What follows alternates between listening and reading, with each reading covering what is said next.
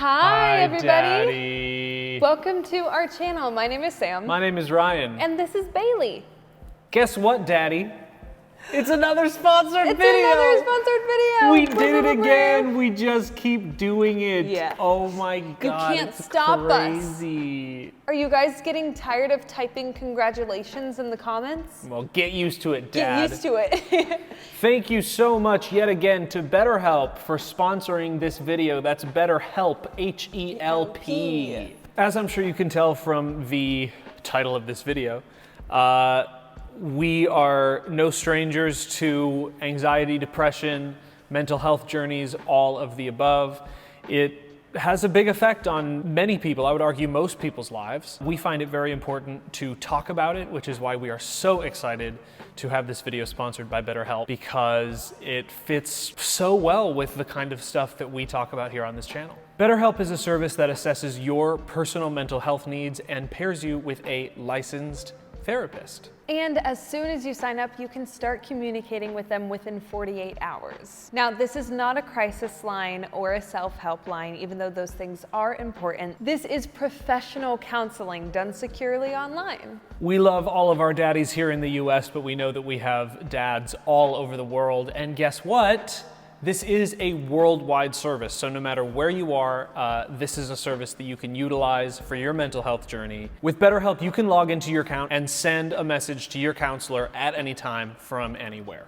You just indicate what kind of counseling you're looking for, enter some information like your gender, your age, let them know what issues you're hoping to work on with a counselor, set your location, enter in that good credit card information, and that's it. Then you get matched with a counselor and you're set up with BetterHelp's 15,000 plus network of licensed counselors. BetterHelp really cares, so you'll get timely and thoughtful responses. Plus, you can schedule your weekly video or phone sessions online, so you never have to wait in a stuffy waiting room again. Plus, they also offer financial aid, which is really cool. And while we're talking about your pocketbook, you can save an additional 10% if you sign up at betterhelp.com/SamandRyan. That's BetterHelp, HELP.com/SamandRyan. BetterHelp wants you to start living your best life right now, Daddy, so go do it. Please. BetterHelp, thank you for sponsoring this video. Thank you. Sponsored content. Yeah! We love to see it. Thank you for listening to us do our due diligence with that sponsorship. We thought that it would be a great sort of pairing with the work that BetterHelp is doing to do a anxiety versus depression part 2 video. Yes. You guys really responded to the first anxiety versus depression video, and something that we noticed in the comments were that a lot of them had to do with fear. Fear of seeing a therapist, fear of pursuing guidance or counseling, fear of sort of coming out with your depression, anxiety, or any sort of mental illness to your friends and family. And we thought that it would be really appropriate to sort of do an anxiety versus depression themed around all of those comments that we were seeing. And a lot of the questions in this bowl are sort of an aggregate of those types of questions and comments that we were seeing from you. So without further ado, shall we dive into our first question? We shall. All right, I'll go first. Okay. Oh, you wanted to. Oh, well, did you see my hand raised? Question number 1. Are you afraid your depression or anxiety will keep you from achieving your dreams? Kind of a deep question. Yeah. But again, something that we heard a lot from our last video. And we thought that thematically this was an important video to make because the stigma and the fear around these types of conversations and these types of mental health struggles are very real. And we wanted to not only normalize the conversation about depression, anxiety, and things of that nature, not only normalize the idea of treatment and therapy, but also normalize the fear, because the things that you're feeling are real and should not be shameful in any way, shape, or form.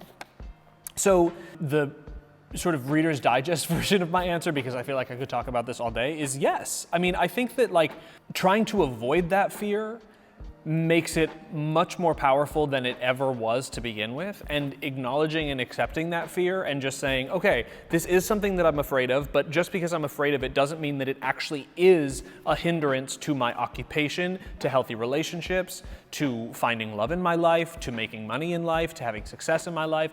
Once I realize that it isn't actually a hindrance and that I just have to sort of accept it and move along in my life as best as I possibly can, healthily and with all the right tools, I can live a completely normal and healthy life, not avoiding my depression, but with my depression as a part of me. That's a really beautiful answer. I think for me with anxiety, yes, that's a fear of mine. I've definitely been afraid that my anxiety would present a challenge in achieving my dreams and my goals. But what I have learned, kind of similarly to what you've said, opportunities come and go naturally, whether you have anxiety or not, whether you have depression or not. So I don't need to put all of this weight on my anxiety, like it's this villain who is always going to keep me from achieving what I need to do. Fear has stopped me from taking opportunities. And I always thought that like that was my anxiety, but my anxiety was just present in those moments, but it's more of the fear of my anxiety impacting my decisions that has affected it, if that makes sense. Absolutely. Did you guys notice that we've green paper today? Woohoo! Were you afraid to see a therapist to talk about your depression or anxiety? I actually wasn't. A lot of my siblings went to therapy growing up, and it was something that was talked about in my family, and I actually really wanted to go to therapy, but I never had an explicit reason to at the time, so my parents were just never like, yeah, go to therapy. Or so you thought. Or so I thought. Bum, bum, bum, bum, bum, bum, bum. When I was an adult and I decided at the beginning of a pandemic, hey, that was probably a good time for me to invest in myself and talk to a professional about all the thoughts and everything going on in my head, I wasn't really scared. And I also had people in my life who had also started their mental health journeys and who really spoke highly of therapy. So thankfully, I was around people who were really happy to talk about mental health and how therapy has helped them, because that really encouraged me to go, which is, what I hope some people watching this video take out of this. Amen. So yeah, I wasn't really afraid of the process. There were moments before I started it that I was a little ironically anxious, just because it's, meeting a new person. I was a little I don't really know how to start my first one.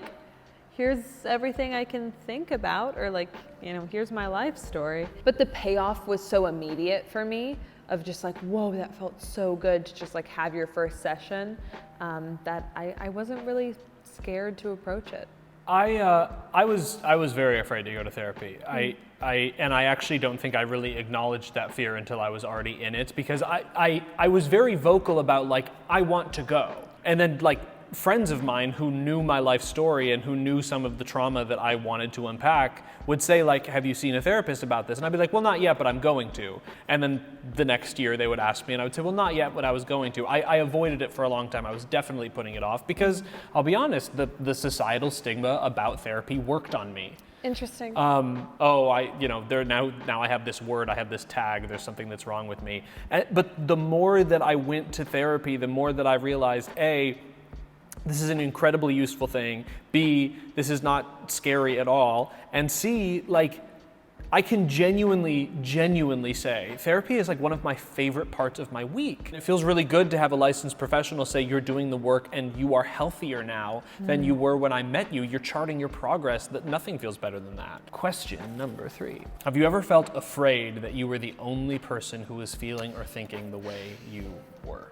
Absolutely. And we talked about this a little bit in Anxiety versus Depression Part 1, but yes, I mean, you harbor these things in your brain and you never say them out loud and you feel shame about them. And this licensed professional just sort of nods and says, thank you so much for sharing that. Here are 10 resources to help with that. This is what it's called and this is how you deal with it. And all of a sudden you're oh, it's completely normal to feel the way that I feel. It's so amazing how when you say it out loud to the wrong person, the shame increases exponentially. But when you say it out loud to the right person, the shame disappears. Yes, I had these fears, and they plagued me for 15 years, and I talked to one person who was qualified to tell me about them, and they went away almost completely. For me, yeah, I went to therapy just thinking I've never done this before. This will just be a nice, like, healthy self-investment thing. I didn't have a specific reason, but within the first 2 to 3 weeks, I very quickly realized I did have a reason, and that was anxiety. And not just for myself, but for others, for people I, see walking down the street. I have a lot of intrusive thoughts, and I judged myself a lot for that, because I would be like, Samantha, like, how could you think that? Like, that is so messed up. Why did that just come into your brain right now? Like, whoa, like that, like, you're weird. Right, and then you say all of those things to a therapist, and the therapist doesn't say any of that really judgmental stuff to you. The fact that a therapist was able to give me a name for what was such a burden and what felt like such a weight on my shoulders and such an individual experience made me realize, like, okay, there's a name for what's going on in here, Right. so that must mean that other people experience this too. Well, and it's the same thing as when you go to a doctor and you break your arm. Like, if you break your arm, the doctor doesn't say, oh my God, bones aren't supposed to do that. You get a diagnosis, you get a prognosis, and they fix your arm. Yeah. Like, you go to therapy and you say these things and you assume that the therapist is going to be like, oh my Like, God, whoa, that's I have terrible. no I've clue never what to heard do. this before. I can't believe I need to get a second human opinion. being has ever felt this way. But they never say. You get a diagnosis and a prognosis and you feel better. It's the same process, but for some reason, our physical well-being and our mental well-being have been so societally separated that we don't think that the exact same process will yield the same results, but they do. Next question. Are you afraid your depression or anxiety will change you? I may have been in the beginning when I didn't know what it was, but my anxiety prompted me to start a mental health journey via going to therapy, and since then it has only changed me for the better. It has only made me more self-aware. Now that I have the tools to deal with it, I know when to listen to it, I know when to not listen to it, I know that it's not who I am, and I think it's just made me more in tune with myself. I think that, like, when you're in the dark about whatever you're feeling, it is only what it is. When you are enlightened about what you're feeling, it isn't just what it is, it's also your journey with dealing with it. Exactly. And so it's not so much that, like, depression has changed me for the better, but dealing with my depression has changed me for the better. Depression did change my life. It changed my life every day from the age of 10, and it changed it for the worse. Dealing with my depression changed my life for the better. Everyone has something. Yeah. Diabetes, depression, anxiety, everybody has something, and managing it, taking care of it, feels good. Nothing feels better than taking care of yourself. Nothing feels better than helping yourself. Exactly. So, did I answer the question? I think so. Yeah, right? you did. Last question. All right, here we go, the very last one. I hope you guys are having a good time. I am. I am too. I'm sure Bailey is. Were you or are you ever afraid to tell people about your depression or your anxiety? Yes, I was, and yes, I am. I will always be a little afraid. If we all talk about these things, if we all confront these things, if we all actually deal with these things instead of burying them or weaponizing them or stigmatizing them, individually our fear will fade, but collectively our fear will fade. And God, wouldn't it be wonderful if the generations after us never have to ask? It'll be easily accessible for everyone. You won't have to be ashamed to go to something that is wonderful, and you won't have to be afraid to feel something that's natural. Yeah, it's interesting because for me, I don't know that I've ever been afraid to talk about my anxiety.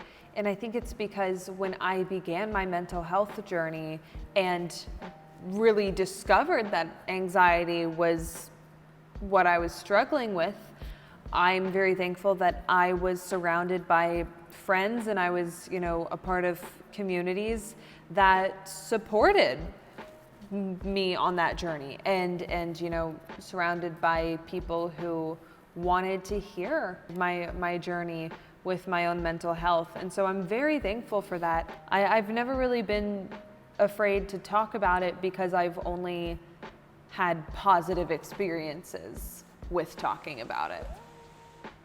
evidence that having these types of conversations is working, because I just sort of pitched this utopian society where people can talk about it and not be shamed for it, and what it sounds like, that's the life that you live, which is absolutely fantastic, and that's what we should hope for. That we should, like, my experience might sort of be where we are, and your experience is where we could be, or where we're going. Where we're going. And I think would that's hope where we're going. absolutely wonderful. That is Anxiety versus Depression Part 2. Thank you so much for watching, and thank you to BetterHelp for sponsoring this video. Again, the fear that you might be feeling around these issues is completely normal. I know that I definitely felt that fear, and I took the step past that fear. I was very lucky to have people to encourage me to do that, and when I did, my life got exponentially better, and I wish that experience for everybody. So if you are curious about starting that journey, BetterHelp would be a great resource for you. Thank you to everybody who left comments on our previous video. Thank you for sparking the idea for this video. And again, thank you so much for watching. As always, be sure to like and subscribe. And we will see you guys in a future video. Bye, Daddy.